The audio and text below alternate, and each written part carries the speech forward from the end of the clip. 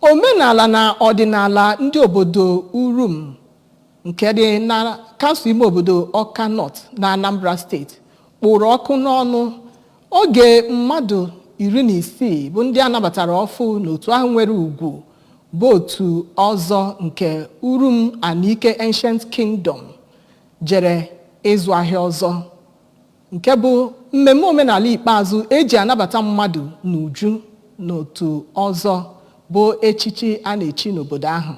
Emmanuel Okonkwo onye nta akụkọ anyị wetara akụkọ na ya bụ mmemme ịzụ ahịa ọzọ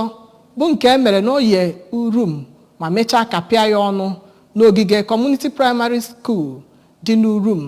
dọtara ndị obodo ahụ tinyere ndị mmadụ ndị sitere n'obodo ndị bụ agbata obi ha nakwa ebe ndị ọzọ bụ ndị nke bịara ịtụrụ ndị ahụ bụ ndị echiri ọzọ fụ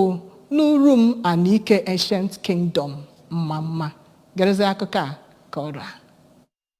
N'oge ya bụ njem ịpụ ahịa ọzọ, ya bụ mmadụ 16 ndị echiri ọzọ ọhụụ n'Urum Anike Ancient Kingdom bụ ndị arọpụtara n'ọnụkwa anọ nke mejupụtara Urum, ndị gụnyere Akaeze, Akitin, Ụmụ Ife nakwazi Ifitora bụ nnọọ ndị gara ahịa oyi Urum gburugburu n'otu n'otu ebe ha mechaziri nachi ya azụ n'ogige ụlọ akwụkwọ Community Primary School nke ya bụ obodo Urum ebe ha nọrọ wee gbaa egwu ufie ma mechazie nachi ya azụ n'ụlọ ha dị iche iche ebe ha netere ndị ọbịa ha n'otu n'otu. Tupu mmadụ echi ọzọ n'obodo Urum Anike Ancient Kingdom, onye dị otu a ga-eme ihe mmemme dị iche iche ndị gụnyere igbu amawụrụ, igbu ichi, ọgbụgba aja uke, isi nri ekwu, ịsụ nri ịsụ alọ, isi nri ogwu n'ogbe, isi nri ọba, isi nri ntụba ji n'ọba, igbu efi emem, ịda na emem nakwazi ịpụ ahịa ọzọ. N'okwu ya, eze ọdịnala nke obodo Urum bụ Igwe Benedict Nweke, onye kọwara ichi ọzọ dịka otu n'ime omenala ndị Igbo mere Igbo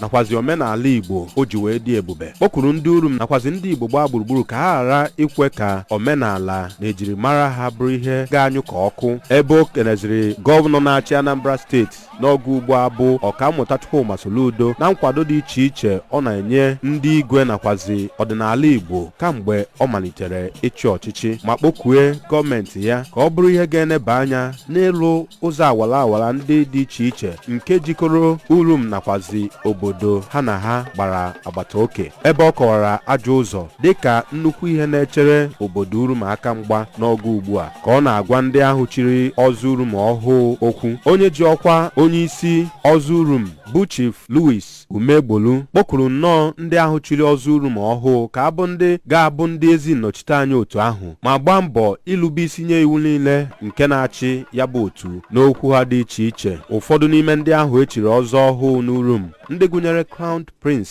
nke obodo Urum bụ Chief Raymond Okafọ Nweke nke aha ọzọ ya bụ Ọzọ Chinagbalụ Ọgụ 1 n'Urum, Chief Godi Mmadụ bụ Eze nke aha ọzọ ya bụ Ọzọ Mma, Chief Arinze Orekie aha ọzọ ya bụ Ọzọ Nwanne dị na Mba, Chief Alex Onwubiko nke aha ọzọ ya bụ Ọzọ Akachialọ nakwazi Chief Michael Uzuukwu bụ Ọzọ Chilọzụọ gosipụtara afọ ojuju na obiọma ha nwere iso n'otu ọzọ Urum ma kwupụta na ha nwere mkpebi isonye n'otu ọzọ Urum iji wee nyere aka hụ na akwalite omenala na ejirimara ndị Igbo n'uju, ebe ha kọwara omenala na ejirimara ndị Igbo dịka ọkacha mma na mpaghara mba ụwa gbaa gburugburu. Ndị ọzọ echiri echichi na ya bụ ihe mmemme ndị kwuru okwu gụnyere Chief Nnamdi Umeadị aha ọzọ ya bụ Eweneta Ọzọ, Chief Christian Aniebonam nke aha ọzọ ya bụ Ọzọ Kwụba Aka Ọtọ, ọ bụ nne na nna ya bụ Chief Ndidi na Lọlọ Victoria Aniebonam nọchitere anya ya na ya bụ ihe mmemme. Chief Chukwunonso Okafọ nke aha ọzọ ya bụ Ọzọ Ikpeakụ ya nakwazi Chief Onyeka Echetabụ